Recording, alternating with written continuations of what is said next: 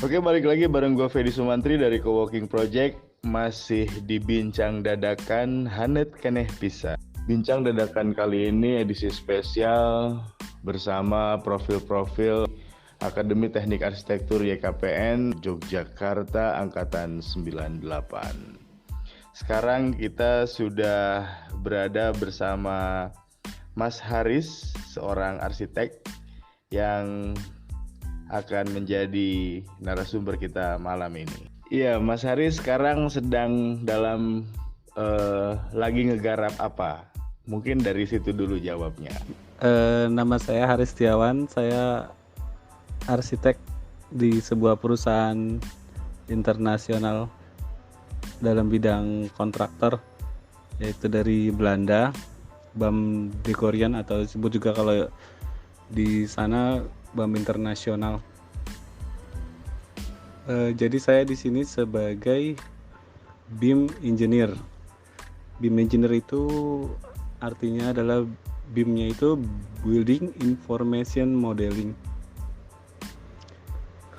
BIM ini dibilang masih baru di Indonesia, tapi di Amerika itu udah tahun 2003 udah mulai dijalankan di sana.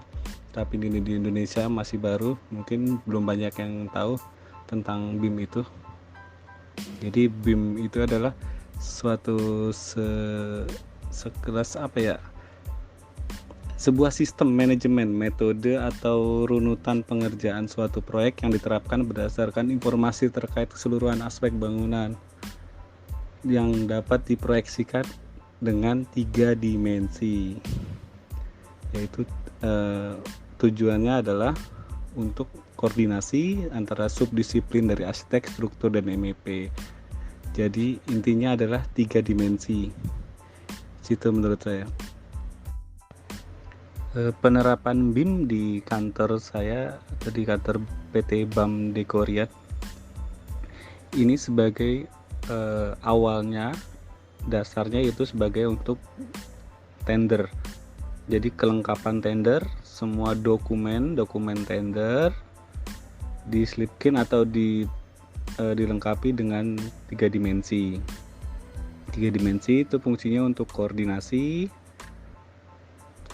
antara struktur arsitek MEP yang pertama, yang kedua untuk quantity volume, yang ketiga untuk presentasi.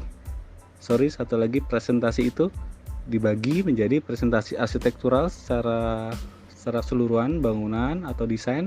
Yang kedua presentasi secara sequence itu proses tahapan pekerjaan di lapangan dan metode apa yang kami lakukan untuk melakukan pekerjaan tersebut. Nah, di situ saya masuk ke dalam BIM engineer itu, dan saya dan tim masuk ke dalam satu divisi tender ya di kantor pusat yang saat ini saya kerjakan. Jadi di BAM Dekorian itu sudah menggunakan BIM, Building Information Modeling, untuk melengkapi sebuah dokumen atau persyaratan tender. Begitu. Jadi secara prinsip BIM itu sebetulnya aplikasi atau seperti apa? Dan Mas Haris adalah bagian dari operator keaplikasian itu di sebuah proyek atau seperti apa? Bisa didetail lagi? Saya juga bingung nih, harus bicara banyak tentang BIM. Kadang-kadang suka nggak nyambung, soalnya saya juga ini masih dalam proses belajar sebenarnya di BIM ini. Jadi sekitar baru 5 tahun saya masuk ke BIM, Building Information Modeling. Secara detail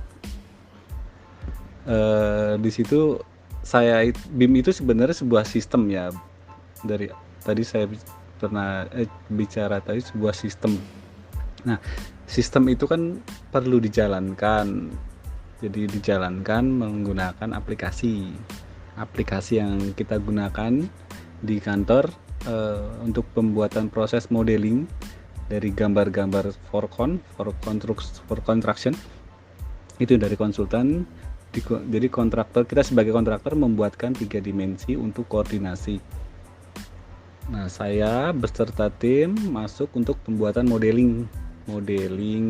Semua modeling yang ada di bangunan itu kita buat dari struktur, arsitek, terus sama MEP, mechanical, electrical, dan plumbing, serta rebar itu pembesian.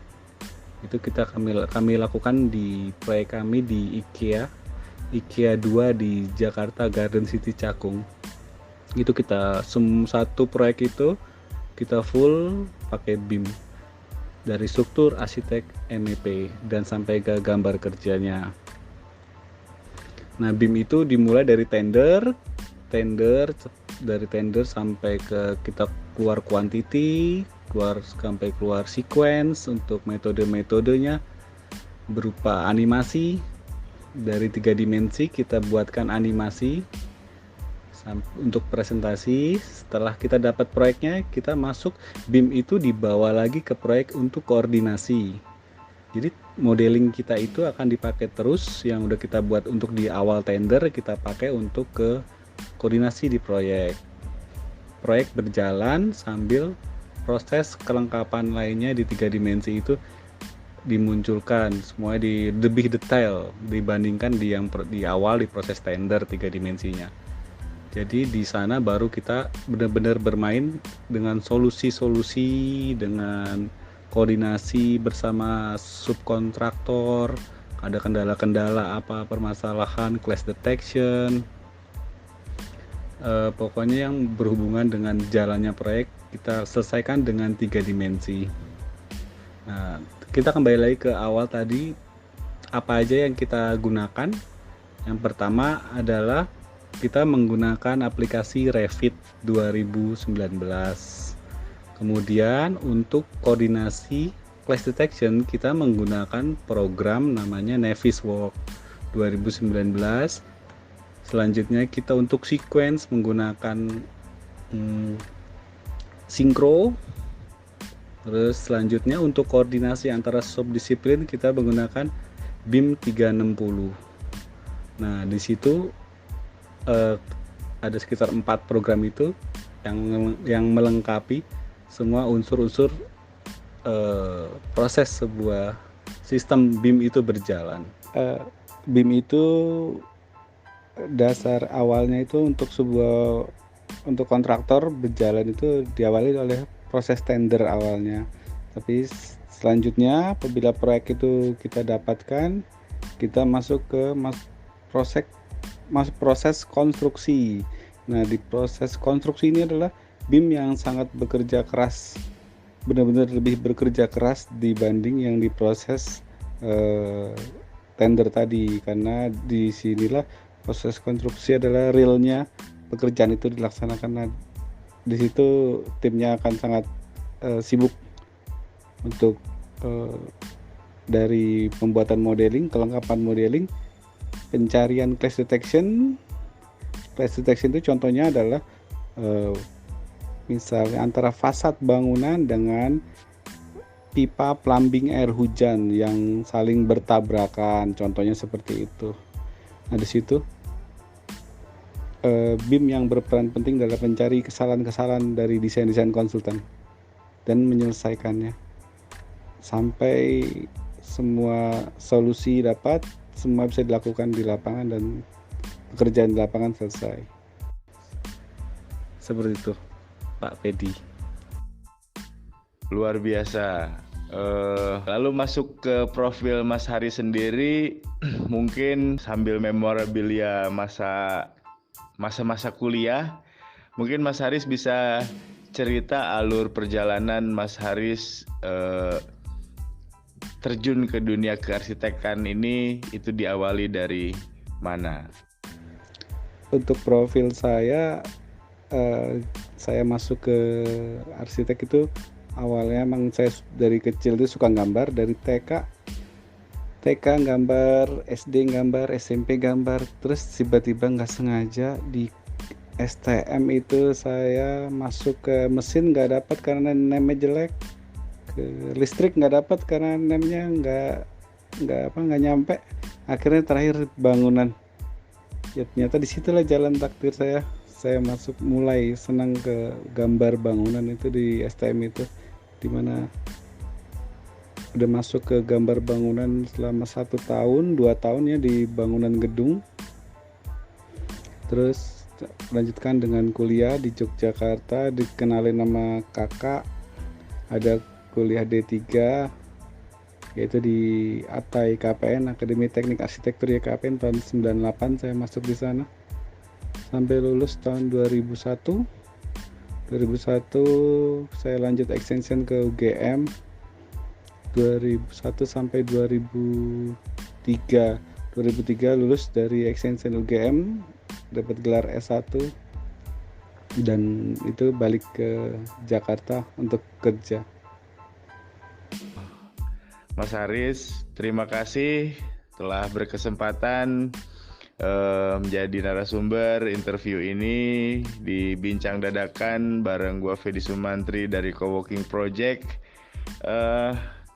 Closing statement untuk memberikan sepatah dua patah kata yang mungkin bisa memotivasi, menginspirasi bagi publik dan rekan-rekan sejawat. Monggo, waktu dan tempat saya persilahkan. Sebagai arsitek muda terutama ya, tolong lengkapin kemampuan kita, skill kita dengan teknologi. Untuk arsitek itu sendiri selain punya jiwa seni dan tekniknya dan dilengkapi ditambahkan dengan teknologi, itu sangat sempurna menurut saya. Karena apa? Segala kemajuan dan perkembangan di dunia ini diikuti oleh teknologi. Apabila kita nggak bisa maju mengikuti perkembangan, kita bisa mati sendiri karena bisa tergerus oleh arus teknologi yang semakin cepat.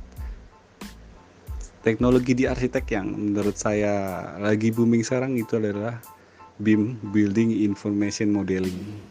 Banyak jalan menuju BIM, seperti kita ikut forum atau belajar di YouTube atau belajar mungkin bisa